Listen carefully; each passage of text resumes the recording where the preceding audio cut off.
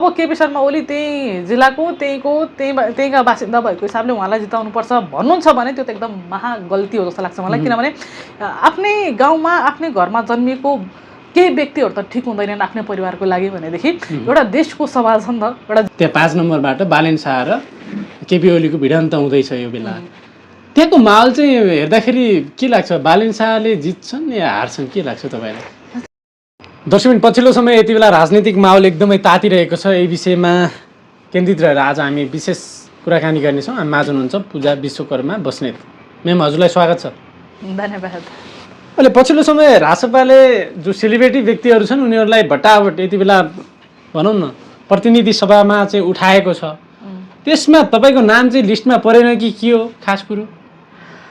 यस्तो लिस्टमा किन परेन अथवा परेन कि भन्ने कुरा होइन कि हामी माग्न गएनौँ। किनभने हामीले सदस्यता दिने रहेछ रासपाले। सदस्यता हामीले धेरै अगाडि जब रासोपा आयो, जब राष्ट्रिय स्वतन्त्र पार्टी बनेर आयो अथवा त्यसलाई चाहिँ अब यो चाहिँ आधिकारिक रूपमा भन्ने खालको कुराहरू जब आयो त्यति बेलादेखि नै हामीले सदस्यता लिएको हो क्या।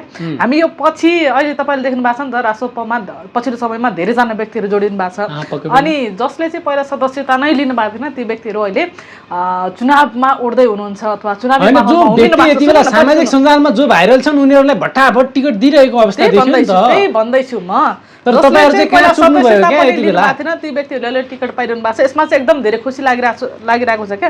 किनभने हामीले माया गरेको पार्टी हो। हामीले नयाँ पार्टीलाई साथ दिनुपर्छ। पुरानो पार्टी त पुरानो भइहाल्यो, अहिलेसम्म केही गरेको छैन। अब नयाँले के गर्छ भनेर हामीले सुरुवाती दिनदेखि राष्ट्रिय स्वतन्त्र पार्टीलाई समर्थन गर्दै आएको र रवि दाइलाई साथ दिँदै आएको र अहिले पनि दिन्छौँ र भोलिको दिनमा पनि दिन्छौँ। किनभने एउटा आश र भरोसाको केन्द्र बन्नुभएको छ हो। पछिल्लो समयमा निकै नै चर्चामा आएका व्यक्तिहरू, चर्चित व्यक्तिहरूलाई टिकट दिइरहनु भएको छ होला, टिकट लिइरहनु भएको छ होला। तर टिकट लिएर अथवा टिकट दिएर मात्रै हुँदैन। भोलिको दिनमा कस्तो काम गर्नु हुन्छ त्यहाँ चाहिँ मूल्याङ्कन अवश्य पनि हुनेछ। खुसी लागिरहेको छ। यति बेला देश घन्टीमय बन्दैछ, चारैतिर घन्टी नै बजिरहेको छ। सबैजनाले वाह अब चाहिँ घन्टीले गर्छ अथवा घन्टीलाई चाहिँ भोट हाल्नुपर्छ भनेर लाग्नु भएको छ र हामीले पनि भरोसा गरेका छौँ, आश गरेका छौँ अब घन्टीले चाहिँ के गर्छ। ओके, तपाईँले त्यो भन्दै गर्दाखेरि कतै यति बेला चित्त दुखेको छैन? हामीभन्दा पछि आएका व्यक्तिहरूले टिकट पाए, हामीले चाहिँ जब यो रासपा पार्टीको स्थापना भयो त्यति बेला नै सदस्यता थियौँ तर हामीले टिकट पाएनौँ भन्ने गुनासो छैन तपाईँलाई? गुनासो पटक्कै छैन क्या। किनभने हामीमा कुनै लोभ लालच केही पनि भएन। यदि साँच्चै लालच र लोभ भएको भए हामी सबैभन्दा पहिला टिकट माग्न हामी नै जान्थ्यौँ होला क्या। हाम्रो काम गरे अनुसार हामीले जुन योगदान दिएका छौँ त्यो योगदान अनुसार हामीले पनि माग्न सक्थ्यौँ। तर त्यो होइन, मागेर पाउने चिज होइन क्या। कसको खुबी छ, कसले गर्न सक्छ त्यो देखाउने ठाउँ हो। मलाई लाग्छ राजनीति गर्न सक्ने क्षमता पनि हुनुपर्छ होइन। र जसरी अहिले रासपाको सभापतिले विभिन्न व्यक्तिहरूलाई छान्नु भएको छ, पक्कै पनि उहाँहरूको खुबी उहाँहरूले गर्न सक्नुहुन्छ भन्ने त्यो भरोसाले दिनुभएको होला होइन। हामी त आफ्नै काममा व्यस्त भयौँ, व्यापारी सिलासहरू व्यवस्थापनमै व्यस्त छौँ, विभिन्न ठाउँमा जान्छौँ। हामीलाई चाहे जो कोहीले जिते पनि काम चाहिँ राम्रो गर्नुपर्छ, राम्रो व्यक्ति आउनुपर्छ भन्ने हो। अहिले पछिल्लो समयमा कलाकारिता क्षेत्रबाट पनि आउनु भएको छ, विभिन्न क्षेत्रहरूबाट आउनु भएको छ र मलाई लाग्छ जसरी उहाँहरूले टिकट लिनुभएको छ, अहिले चुनावी मैदानमा हुनुहुन्छ, विभिन्न ठाउँमा दौडधुप गरिरहनु भएको छ, पक्कै पनि काम चाहिँ राम्रै गर्नुहुन्छ होला।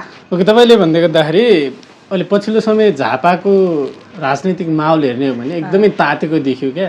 त्यहाँ नेकपा एमालेका अध्यक्ष पूर्व प्रधानमन्त्री केपी शर्मा ओली पनि त्यहाँको उम्मेदवारी, त्यहाँ 5 नम्बरबाट बालेन शाह र केपी ओलीको भिडन्त हुँदैछ यो बेला। त्यहाँको माहौल चाहिँ हेर्दाखेरि के लाग्छ, बालेन शाहले जित्छन् या हार्छन्, के लाग्छ तपाईँलाई?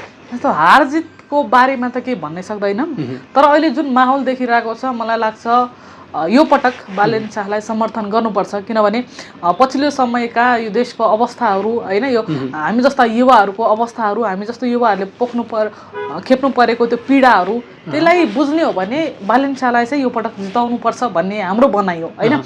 अब फेरि पनि पुरानै पार्टीको अध्यक्ष केपी शर्मा ओलीलाई नै भोट दिनुहुन्छ भने अथवा उहाँलाई नै जिताउनुहुन्छ भने त हामीले भन्नु केही पनि छैन। हामी त्यसपछि त्यहाँका जनताको लागि त केपी शर्मा ओलीले पनि के गरेकै होला नि, राम्रो काम गर्नुभएको होला। मान्छेको सबैको राम्रो र नराम्रो दुइटै पक्ष हुन्छ होइन। राम्रो कामहरू केही हदसम्म देखिन्छन् भने नराम्रो काम एकदम छिटो देखिन्छन्। तर धेरै दर्शकहरूले त अहिले पछिल्लो समय के भन्न थाले, जति अहिले बालेन शाहको पछाडि झापामा प्रचारमा लागिरहेका छन्, खटिएका छन्, ती व्यक्ति झापाका बासिन्दा होइनन्, बाहिरबाट गएका हुन्।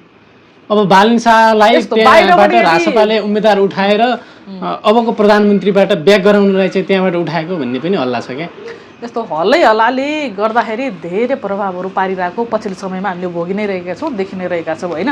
मलाई लाग्छ झापामा सायद बालेन शाहलाई धेरैजनाले जिताउनुपर्छ भनेर लाग्नु पनि भएको छ, त्यहीँको जनताहरू पनि लाग्नु भएको छ। किनभने अहिलेको समयमा प्रत्येक घरमा हामी जस्ता युवाहरू हुनुहुन्छ जसको भविष्य अन्यलमा छ क्या। अब आफ्नो बालबच्चाको यो प्रत्येक घरको युवाहरूको भविष्यलाई उज्यालो बनाउनुपर्छ भनेर अबको आमा बुवा अथवा अबको आम जनताले चाहिँ नयाँ पुस्तालाई नै भोट दिन्छ जस्तो लाग्छ मलाई होइन।